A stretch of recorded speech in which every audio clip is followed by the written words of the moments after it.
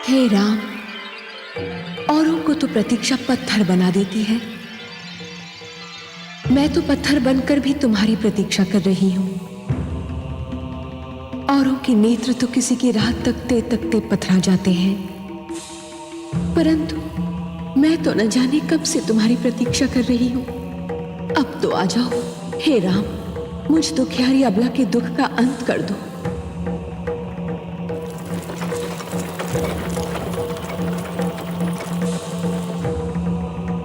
धन्य है वायु का ये झोंका जो मुझ तक तुम्हारे कमल चरणों की धूल की सुगंध लाया है। तुम आ रहे हो, तुम अवश्य आ रहे हो। मुझ दुखियारी के दिन फिरने वाले हैं। तुम मेरे कल्याण के लिए मेरे समीप आ रहे हो। हे राम, हे राम। रथ रोको सारथी।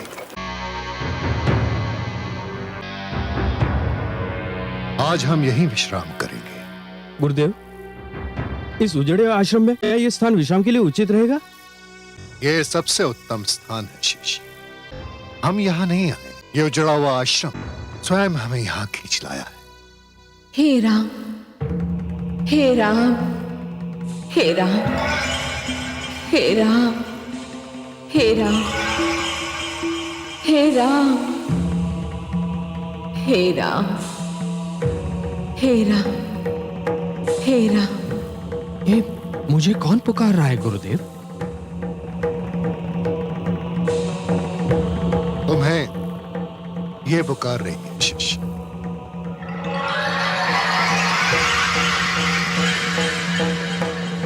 और न जाने कब से पुकार।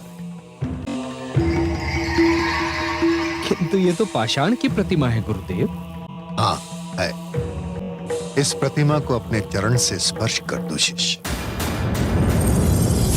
जी? इस पत्थर की मूर्ति को अपने चरणों से छू। गुरुदेव, गुरु के आदेश पर प्रश्न चिन्ह लगाना ना तो शिष्य को शोभा देता है और ना ही उसका अधिकार है। किंतु हे गुरुदेव, नारी पत्थर की भी हो तब भी आदर सम्मान के योग्य होती है। इसे चरणों से छूना महापाप है। मुझे नारी के इस अनादर का साहस नहीं हो रहा है गुरुदेव। नारी के प्रति तुम्हारी पवित्र भावना जानकर मैं गदगद हो गया शिष्य।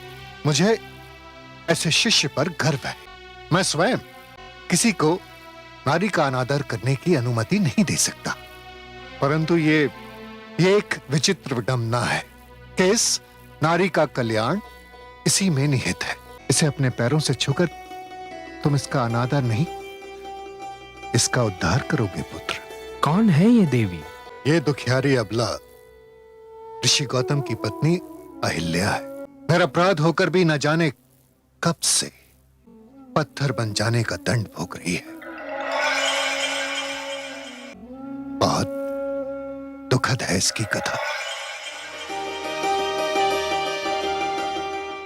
देखा आपने चंद्रदेव, कितनी सुंदर नारी है अहिल्या। किंतु देवराज, आप चाहते क्या हैं? मैं उसे पाना चाहता हूं। तो क्या उसे पा लेना आपके वश में है? हां, यदि तुम मेरी सहायता करो तो। मैं क्या कर सकता हूं? तुम्हें कल अपने क्षितिज से हटने के निर्धारित समय से पहले कुछ समय के लिए आकाश से लुप्त होना होगा। ये क्या? भोर हो गई और आज मेरी आंख नहीं खुल पाई। मुझे भी आश्चर्य है स्वामी, आज रात इतनी शीघ्र कैसे ढल गई। मैं अभी आती हूँ।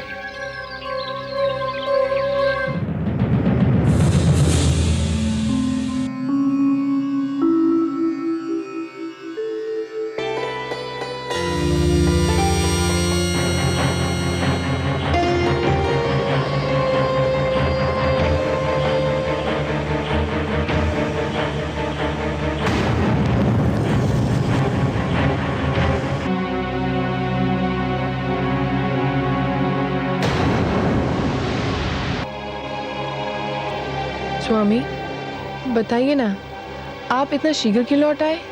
सूर्यदेव के दर्शन को जाते जाते मुझे आपके मुखचंद्र का ध्यान आ गया। मैं विचलित हो उठा। स्वामी, ये आज आपको क्या हो गया है? ये आप कैसी बातें कर रहे हैं? आपने तो अपनी सारी इंद्रियों को अपने वश में कर लिया है। मेरा संयम टूट गया है देवी। आपके स्मरण ने मुझे सब कुछ भुला दिया। आपकी सुंदरता, आपके यौवन ने मुझे सब कुछ भुला दिया। मुझे और व्याकुल ना कीजिए। अपने अधरों की मदिरा से मेरी प्यास बुझा दीजिए।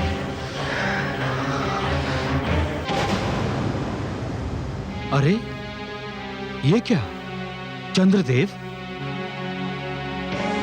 परंतु ये चंद्रदेव कहां लुप्त हो गए थे? अभी तो सूर्योदय में विलंब है। मुझे आश्रम लौट जाना चाहिए।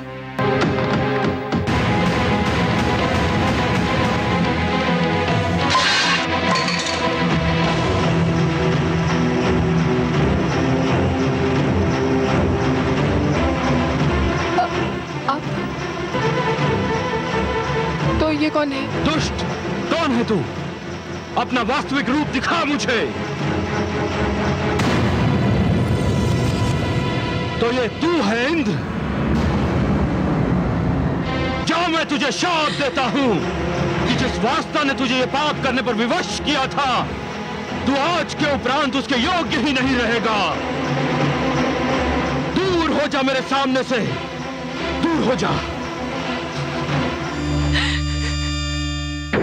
मुझे क्षमा कर दीजिए स्वामी। क्षमा कदापि नहीं। तेरा शरीर अपवित्र हो चुका है, तेरी आत्मा अपवित्र हो चुकी है। जा, मैं तुझे शाप देता हूं, इसी क्षण तू पत्थर बन जा।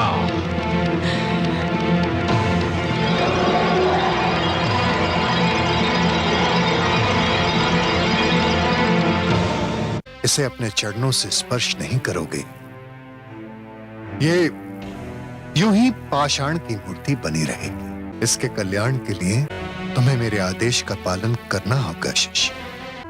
देवी, मेरे लिए नारी हर रूप में माता समान है। मैं आपको अपने चरणों से स्पर्श करने की धृष्टता करने जा रहा हूं। क्षमा कीजिएगा।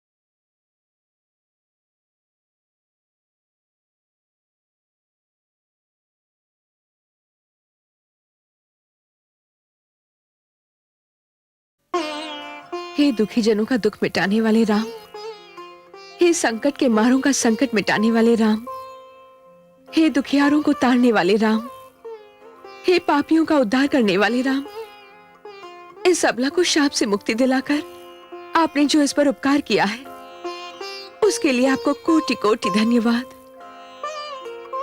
नहीं देवी, आपके साथ घोर अन्याय हुआ था। मुझे अपार हर्ष है कि अब आपको न्याय मिल गया है। मुझे आशा ही नहीं, विश्वास भी है कि अब तक महर्षि गौतम को भी अपनी भूल का आभास हो चुका होगा। किंतु वो भी विवश थे देवी, क्योंकि नभ से टूटा हुआ तारा, धनुष से निकला हुआ बाण एवं मुख से निकला हुआ शाप लौटाया नहीं जा सकता। केवल उसका दंड भोगा जा सकता है। पश्चाताप की अग्नि में जलना भी तो दंड ही है देवी। महर्षि अब तक उस अग्नि में जल चुके होंगे। गुरुवर, यदि इस उजाड़ स्थान पर मुझे लाने का यही उद्देश्य था, तो वो पूरा हुआ। अब हमें यहां से प्रस्थान करना